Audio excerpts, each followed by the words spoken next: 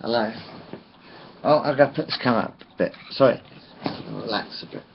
I hear Monty Python are doing a comeback tour this year, 2014. Cool. Excellent. I said Monty Python are doing this farewell tour or something. Great. Just one thing. For God's sake, don't just repeat the old jokes. Please do not repeat the old jokes. The cheese shop sketches. You could get cheese shop sketch on video. The dead parrot sketch. I could get the dead parrot sketch. I've got the dead parrot sketch on video. Do something different, guys. Make new scripts. But if I was you, how old are you now? 70? You're in your 70s. John Cleese. Is it John Cleese? Is it Terry Gilliam? Michael Palin, Eric Idle, and who's the other guy? The one who plays the piano. Tony. Fucking hell, what's your name? My favourite one. Oh, I can't even remember everyone's names now. Terry Gilliam, John Cleese, Michael Palin, Terry Gilliam, is it? And Tony, I don't know. Who's the one who plays the piano? Who's the one who plays the piano in Monty Python? He's brilliant. I can't remember your fucking names now. This is really bad, I can't even remember your names. That's how bad history is, I can't remember everyone's name. Well, you know what I'm thinking? I can't remember. Anyway, I'm saying don't repeat the same old jokes about Python. What's your fucking name? Fuck's sake. I've got a memory loss here. And you think you've got Alzheimer's? I think I have. Yeah, I watched my pale faces, but I'm going blind in my eyes, you know. Anyway, now, I mean, what I'm saying is like, do new jokes though, yeah. I mean, something about a dyslexics home club, a dyslexic Scrabble. Invent some new sketches, guys, for the Monty Python team. What's your fucking name? Damn it, I can't remember the names. I hate it when it happens. But how about dyslexic Scrabble? Dyslexic Scrabble. That's an idea. I'll give you some ideas, right? How about, because you're in your 70s now, all the Pythons are in their 70s, so they're quite old. How about an Alzheimer's quiz? Monty Python. Because they're doing the live shows, aren't they? They're doing the final shows. Monty Python do the final shows. But let's face it,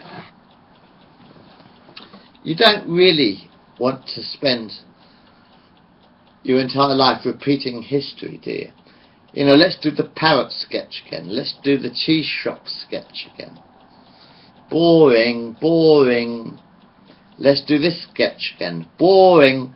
No, I've got it all on video, actually. I've got all the Pythons on video, most of it, actually. I've got quite a lot on video, actually, believe it or not. But, actually, no, don't repeat the old sketches, guys. If you're going to do it live, do new sketches. Make sure you do it in new sketches. You know, invent new, like another movie. Because it's your last show, Pythons. Monty Python and Holy Grail, hilarious. Monty Python's Life of Brian, hilarious. Meaning of Life, hilarious. But you don't want to repeat the TV show over on theatre. What you want to do is have a completely new show, a new Monty Python show, with new jokes, with even newer jokes to get them baffled for another 10 years or whatever, right? When your theatre production of the Monty Python, you want to do it as new jokes, like, okay, you're in your 70s. How about the Alzheimer's quiz? Well, they didn't show up tonight. I think they forgot the address. And you could do things like, because you're getting old, How about a sort of like a sketch without really old? You could be the old women. You Hell's. Actually, there is one sketch would be funny. Hell's Grannies, Pythons for the Python. Terry Jones is what I was thinking about. It was Terry Jones. I couldn't remember his fucking name. Sorry, Terry. I forgot your fucking name for a minute. I couldn't remember Terry Jones. But what would be really funny for your theatre would be to do. It was Terry Jones I couldn't think of. I had a block in my head and I couldn't think of the name Terry Jones. But what would be funny, Hell's Grannies. You got to do Hell's Grannies again, yeah, for the Monty Python, for the final Monty Python show. Like, you got to do Hell's Grannies again in an update on Hell's Grannies. And how about setting an old people's home? Guys, come on. Terry Jones is, yeah, Terry Jones. That's because there's two Terrys, isn't there? That's why I couldn't remember him. It was Terry Jones, Terry Gilliam, Michael Palin, John Cleese and Eric Idle, isn't it? Yes, Terry Jones, Terry Gilliam, Michael Palin, John Cleese and Eric Idle. Right, but you're all getting quite old now and you're in your 70s. But don't, for the stage show you're doing, good, I hope it works out. But don't just repeat the old shows. Come up with new scripts. I'm saying, don't repeat the old shit. You can buy it on VHS video. I've got them all on VHS video. For the Pythons, I've got all the old scripts on the VHS video. So don't repeat the old shit, right? What you want to do is new stories, like, I mean, because you're all in your 70s, how about something set in an old people's home? How about writing new scripts? Like one of the films. You know, kind of like what the films were about. You know, like Life of Brian. You had Life of Brian. You had the Holy Grail, The Meaning of Life, all that shit. So what you should do with this theatre, instead of repeating something you did on a television show 30 years ago, you can buy the video if you like in the foyer on VHS. But anyway, now instead of repeating it, what you should do is come up with something completely new for the theatre. You know, completely new for the theatre. Perhaps something like, I'm set in an old people's home. You could be old age pensioners stuck. Yes, stick the Pythons in an old age pensioners house. In one of these residential homes, yeah? So you got Terry Jones, Terry Gilliam. That's why I couldn't remember your name because it was both Terrys, wasn't it? Terry Jones, Terry Gilliam. You get Michael Palin, John Cleese and Eric Idle. And you stick them in an old people's home. Right, so they're in an old people's home. And see what happens. You could do it improvisation, actually. That would be even more fun without a script. I said that would be even more fun without a script. Improvisation. Carry on the road to hell. But I'm just saying, I want to go and see, I'd love to have gone, you know, if been able to afford or whatever, see this Monty Python coming back, like. But don't just repeat the old stories. What I'm saying is just don't repeat the old shit that you've already done. I've got it recorded on video. Give me back my video. But the problem with the world, right, is for the Pythons, the problem with the world is I had all the Python films on VHS video, right? In fact, I still have all the Python series, or most of them, Monty Python, on VHS video, analog television, you see. I've got the Monty Python films on analog VHS, you see. But you've destroyed the VHS, haven't you? And you have destroyed analog television, you see. You have destroyed the analog television. And you have destroyed VHS. And you've destroyed my history. I had all the VHS, I had all Monty Python, all the Monty Python series on VHS video, you see. I've still got all the Monty Python films on VHS video. But you destroyed, you know, all our history. Now, Eric, you could write a story about this. Eric Idle, here's a challenge for Eric Idle. Because he's good at writing scripts. Eric, how about a script about what they've destroyed? They destroyed the analog television. And they've destroyed the VHS video. And Terry Gilliam as well. And all the other Pythons. How about making a film about the destruction that they've destroyed the video, they've destroyed the analog television, they've destroyed the VHS video, and they have destroyed my history. I'm going to finish this on that, because otherwise it goes a bit bonkers. Anyway, I hope your show goes well. For the Pythons, Monty Pythons guys, I hope your show goes really well and that you have a lot of fun doing it. But please don't just repeat the old sketches. Write new sketches, like, you know, you're stuck in an old people's home, or you've got Alzheimer's and you can't remember anything, or you've got a metal hip. Here, John Cleese. How about John Cleese? You could do a new version of the Ministry of Silly Walks for this Monty Python shit, for this Monty Python live show. Why don't you do a new version of the Ministry of Silly Walks with an iron hip? Hey? With an iron hip. The latest version of the Ministry of Silly Walks, you've got an iron hip. Anyway, I was thinking about this, actually about this army stuff. That's what I was thinking about. You know, I've been to Asda quite a lot, and they've got this, these people collecting for, what is it called? Help for Heroes, is it? Is it Help for Heroes? Something like that.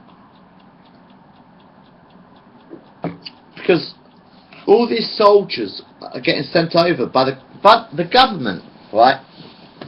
The British government sends thousands of young men. Actually, this is for the soldiers' parents.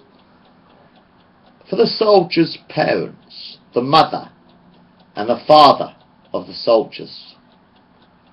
Your children are they're 16, 17, very young. You know, you're allowed to kill people when you're 16, but you're not allowed to have sex. Oh, you are now, aren't you? Good. But anyway, a point about the army business, right? They've got this Help for Heroes, right? Help for Heroes. And the government, actually, what the government does is sends people's children off to Afghanistan. This is for the parents in Britain. Alright, this one is for the parents in Britain. The British parents who have children who are in the army. Alright? I'm Bill. Hi, I'm Bill. This is for the parents. For the parents of the children in the army. Okay? If your children in the army, sort of thing. They get sent off to Afghanistan, don't they? The other side of the bloody world, millions of miles away. They get their arms blown off. They get their legs blown off. Ow! They get their arms and legs blown off, right, and they come back. And then they've got to rely upon charity. Don't you think that is a bit wrong? That British children, literally 16, 17 years old, they get sent off to Afghanistan. Isn't that a bit sick that you are sending British children as young as 16 or 17 and you send them off to Afghanistan and they get their arms blown off or they get their legs blown off and they come back to England with no limbs, and then they have to rely upon charity. Then they have to rely upon charity. You know, this Help for Heroes. And the government don't give a fuck about them. Oh, the government will send your children to Afghanistan. Your government will send your little boy soldiers off to Afghanistan. Well, the government sends boy soldiers, literally 16, 17, 18. They send boy soldiers off to Afghanistan. And they get their legs and their arms blown off. Then they come back to Britain with no arms or no legs. And then the government expects them to rely upon charity. You have this Help for Heroes bullshit. This charity bullshit. And you expect the poor people to pay for everything. And the government sent these children off, and they were children, at 16, 17, 18. You're a child. I don't care. When you're 18, 16, 17, you're a child. Soldiers may be. And they get sent off to Afghanistan. And they get their arms and their legs blown off. Then they come back to Britain.